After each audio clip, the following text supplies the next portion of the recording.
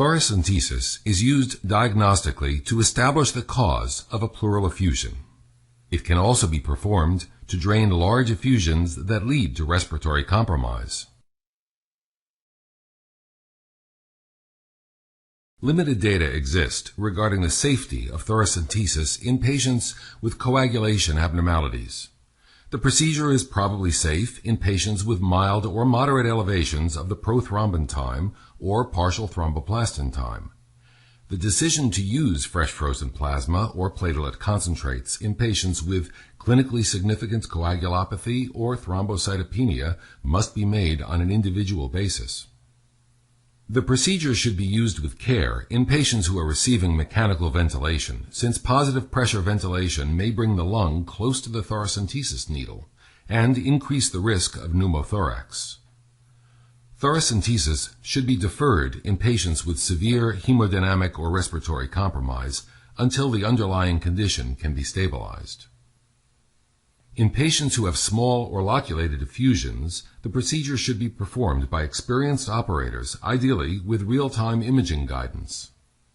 The thoracentesis needle should not pass through sites of cutaneous infection such as cellulitis or herpes zoster. Numerous devices, which are frequently available in prepackaged kits, can be used to perform thoracentesis. You should become familiar with the specific devices available at your institution. In this video, we will use a standard intravenous over-the-needle catheter assembly to demonstrate the procedure. For sterile preparation of the site and administration of anesthesia, you will need a skin cleansing agent, sterile gauze, sterile gloves, a sterile drape, a hemostat, which is optional, 1 or 2% lidocaine, and a 10 milliliter syringe with a 22 to 25 gauge needle. For the collection of pleural fluid, you will need an 18 to 20 gauge over-the-needle catheter, a 60 milliliter syringe, and a 3-way stopcock. You will also need sterile drainage tubing, specimen tubes and a large evacuated container, and a sterile occlusive dressing. Explain the procedure to the patient and obtain written informed consent. You should also verify the patient's identity, mark the correct site, and conduct a pre-procedural time-out. The time-out, which takes place immediately before the procedure is started, consists of confirmation by all members of the care team that the patient's identity, the procedure he or she is to undergo, and the site of the procedure are all correct. You will need an assistant to help position and monitor the patient and assist with the collection of pleural fluid. Place the patient in a sitting position on the edge of the bed with his or her arms resting on a table. The height of the effusion is determined by auscultation and percussion of the posterior chest wall. With a skin marking pen, mark the needle insertion site. The site should be 5 to 10 centimeters lateral to the spine and at least 1 or 2 intercostal spaces below the top of the effusion. The needle should not be inserted below the 9th rib. If available, bedside ultrasonography can be used to help visualize the effusion. In the patient in this video, the pleural effusion is easily visualized, as are the ipsilateral lung and the liver. Prepare the area with antiseptic solution and apply a sterile drape. Using a 25 gauge needle, place a wheel of local anesthetic such as lidocaine along the superior edge of the rib that lies below the selected intercostal space. Switch to a 22 gauge needle and begin to anesthetize the deeper tissues.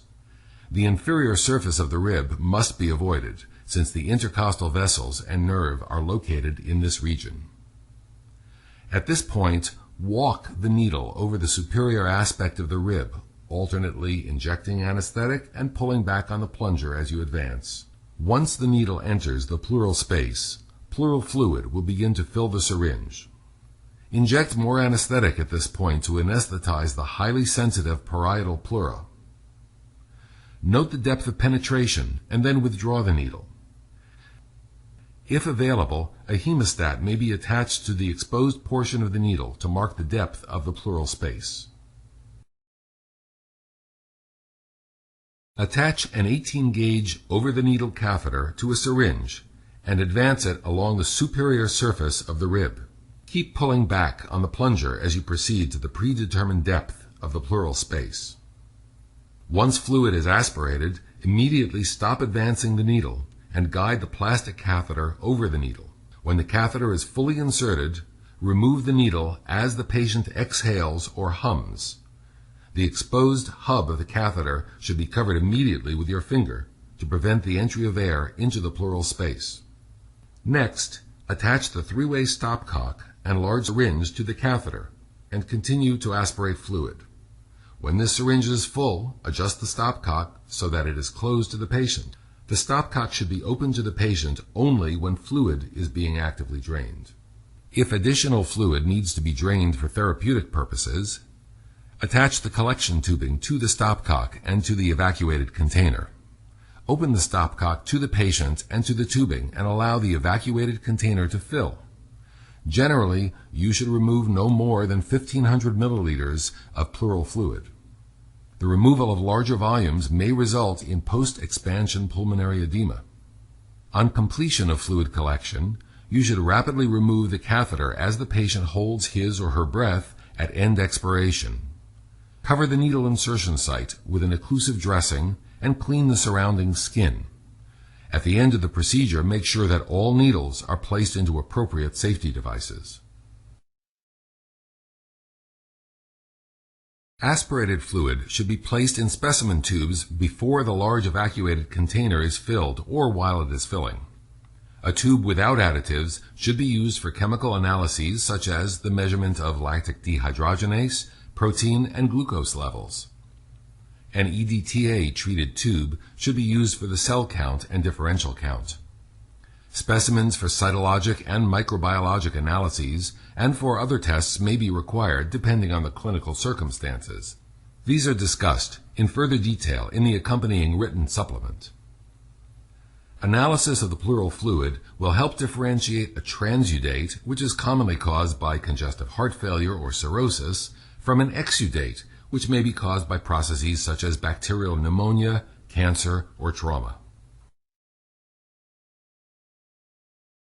Pneumothorax is uncommon after thoracentesis, and when present, it rarely requires the placement of a chest tube. Chest radiographs are not required after simple, uncomplicated procedures.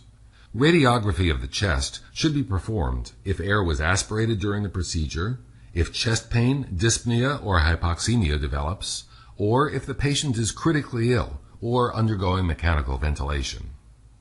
Other complications of thoracentesis include pain, coughing, and localized infection.